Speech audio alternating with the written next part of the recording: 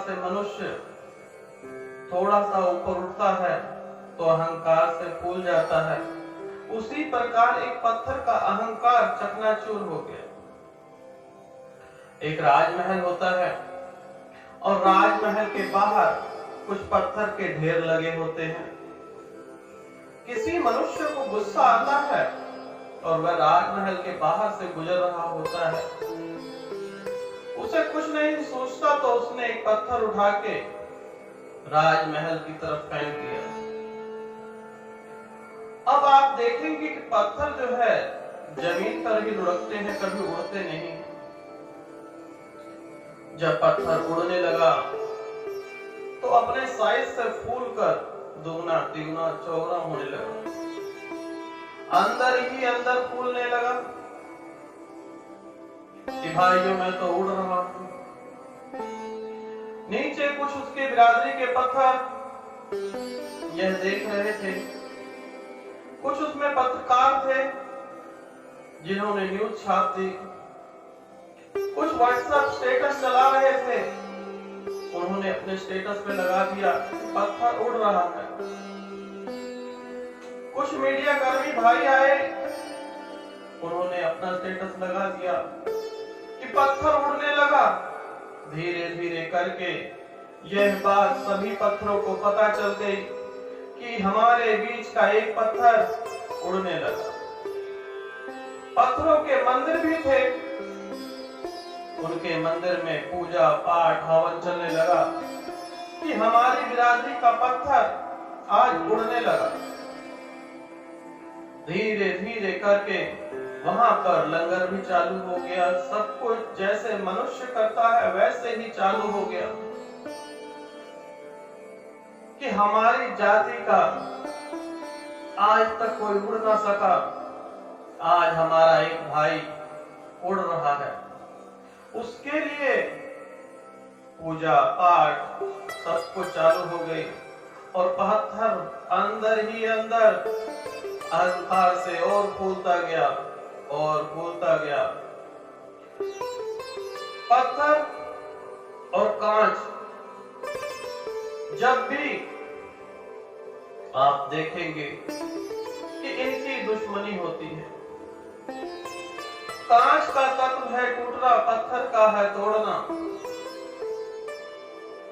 इधर से अहंकार से कांच बोलने लगा कि मुझे कोई बचा लो, इधर पत्थर कहने लगा कि जो मुझसे टकराएगा चकनाचूर हो जाएगा, जो मुझसे टकराएगा चकनाचूर हो जाएगा।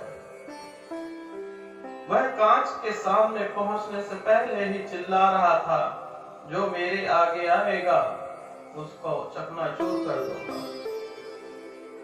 अब धीरे से जाके वह पत्थर कांच पे लगा और कांच के टुकड़े टुकड़े हो गए। पत्थर एक कालीन पे जा गिरा। रात का समय था, किसी ने ध्यान नहीं दिया। नीचे उत्साह था कि आज एक पत्थर उड़ने लगा और एक राजमहल की यात्रा तय कर ली। अब धीरे से सुबह हुई, मंत्री के सैनिक आए और पत्थर को उठा के फिर से धरती लोक पर फेंक दिया। अब वह नीचे आने लगा तो ऐसा व्याख्यान किया कि मैं कई महलों में रुका, कई हाथों से चला, मुझे अनेकों प्रकार के पकवान मिश्रण मुझे राजा साहब ने अपने हाथों में लिया। यह घमंड उस पत्थर का जब नीचे धीरे धीरे गिरने लगा तो धीरे धीरे उसका अहंकार भी टूटने लगा। लेकिन नीचे जो उसके भक्त जन थे, पत्थर वाले के जो रिश्तेदार थे, मेहमान थे, जो उनकी बिरादरी के थे, वह और ज्यादा उत्साहित थे कि पत्थर ने आज हमारी बिरादरी के एक इंसान ने कहां से कहां तक का सफर तय करके आज फिर से पृथ्वी लोक पर आ रहे हैं। खुशी का माहौल था, चारों तरफ खुशियां ही खुशियां थी। अब पत्थर भाई साहब नीचे तो आ गए, नीचे आके इतना बड़ा व्याख्यान किया। जिस प्रकार से मनुष्य झूठी सीढ़ी लगाता है, उसी प्रकार से कि मुझे राजा साहब ने अपने हाथों में लिया और मैं कई महलों में रहा, जबकि एक महल में गिरा और एक सिपाही ने उठाया, लेकिन उसका व्याख्यान इतना बढ़ा चढ़ा के उसको कई गुना बना दिया। तो वही आज मनुष्य भी कर रहे हैं। जरा सी कामयाबी मिली नहीं कि फूल के एक पत्थर के समान हो जाते हैं। लेकिन यात्रा एक ना एक दिन तो पूरी होनी ही है। क्यों ना आप उस पत्थर से भिन्न कई महलों तक चले जाए। वह महल से जाके और वापस आना पड़ा, हो सकता है उस महल में भी उसको ठिकाना मिल जाता, लेकिन पत्थर का अहंकार पत्थर को ही ले डूबा। जिस सीढ़ी से वह चढ़ा था, उसी सीढ़ी से वह गिरा भी।